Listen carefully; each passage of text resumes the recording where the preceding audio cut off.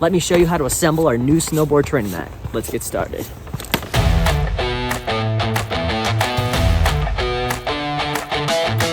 Separate all the tiles and lay them on the ground.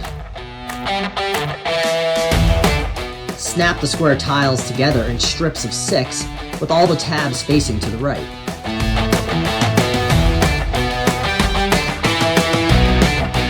When all 6 groups have been assembled, connect the long edge of each strip together by pressing on the connection pieces firmly with your feet or hands.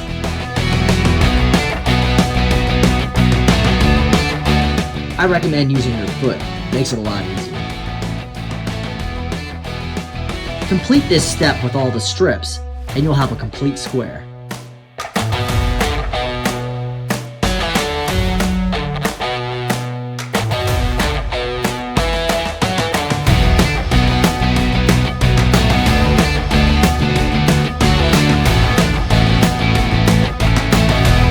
To disassemble the mat, flip it over and use a flathead screwdriver to help separate the tabs.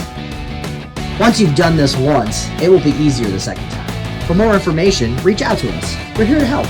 And keep riding with WilderWild.